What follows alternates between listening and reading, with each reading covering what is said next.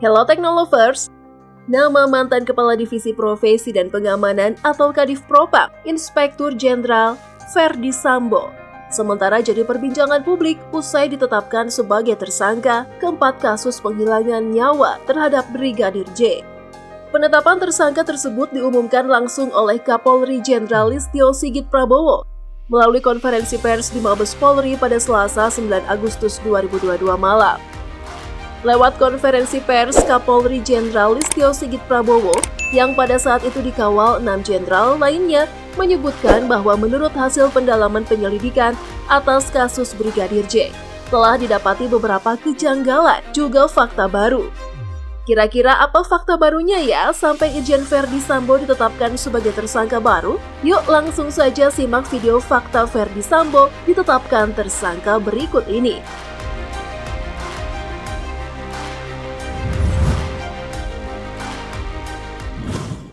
Untuk menyelidiki kasus kematian Brigadir J pada 8 Juli 2022, Markas Besar Kepolisian Negara Republik Indonesia atau Mabes Polri membentuk tim khusus yang dipimpin oleh Wakapolri Komjen Gatot Edi Pramono untuk bertugas mengusut kasus tersebut. Juga membentuk tim khusus untuk mengusut adanya dugaan pelanggaran etik yang dipimpin oleh Irwasum Polri Komjen Agung Budi Marioto. Sementara itu, pada Selasa 9 Agustus kemarin telah dilakukan gelar perkara yang menetapkan Ferdy Sambo atau FS sebagai tersangka keempat dalam kasus kematian Brigadir J.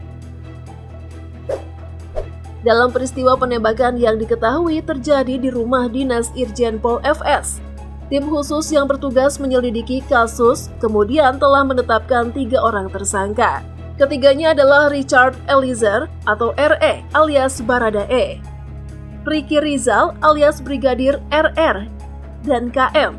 Ketiga tersangka tersebut ditetapkan pada 8 Juli 2022, sehari sebelum ditetapkan FS.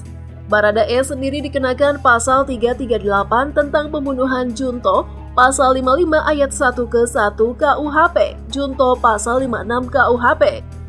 Yang lainnya dijerat pasal 340 tentang pembunuhan berencana, subsider pasal 338, junto pasal 55, dan pasal 56 KUHP. Berdasarkan keterangan Kapolri dari proses pendalaman yang dilaksanakan oleh tim sus, telah ditemukan fakta jika tak ada aktivitas baku tembak seperti yang dilaporkan sebelumnya. Yang ternyata nih guys, pernyataan tersebut berbeda dengan kronologi pertama yang disampaikan pihak kepolisian kepada publik. Ditemukan perkembangan baru selesai pemeriksaan, tidak ditemukan fakta peristiwa tembak-menembak seperti yang dilaporkan awal. Saya ulangi, tidak ditemukan peristiwa tembak-menembak seperti yang dilaporkan awal, tandas Kapolri. Sedangkan sebelumnya, kronologi yang dijelaskan oleh Karopenmas, Divisi Humas Mabes Polri, Brigjen Pol Ahmad Ramadan, bahwa korbanlah yang lebih dulu melepaskan tembakan terhadap RE ketika kepergok melakukan dugaan pelecehan seksual kepada istri Ferdy Sambo yang berinisial PC. Kapolri juga mengatakan kalau yang sebenarnya terjadi adalah tembakan, di mana itu dilakukan oleh Baradae terhadap Brigadir J atas perintah Ferdy Sambo. Kabarnya setiap eksekutor diberikan peran masing-masing. Baradae telah melepaskan tembakan terhadap korban. Tersangka RR dan KM ikut membantu dan turut menyaksikan langsung aksi penembakan tersebut.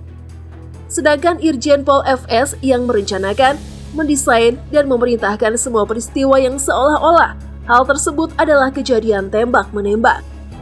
Untuk membuat seolah-olah terjadi tembak-menembak, saudara FS melakukan penembakan menggunakan senjata J ke dinding berkali-kali agar seolah-olah terjadi tembak-menembak. Selanjutnya, senjata yang dipakai untuk membuat skenario baku tembak yang dilakukan Irjen Pol FS adalah senjata milik korban. Irjen Pol FS memang berinisiatif mengambil senjata korban, lalu melepaskan tembakan berulang kali ke arah dinding untuk menguburkan peristiwa tembakan yang dilakukan Baradae. Terakhir, agar mengetahui motif pembunuhan Irjen Pol FS sebagai tersangka baru, terlebih sementara ini diketahui FS merupakan dalang dari semua peristiwa yang menewaskan Brigadir J. Jenderal Listio menyebutkan bahwa tim SUS masih akan terus melakukan pendalaman. Apakah saudara FS terlibat langsung? Tim saat ini masih terus melakukan pendalaman terhadap saksi-saksi dan pihak yang terkait.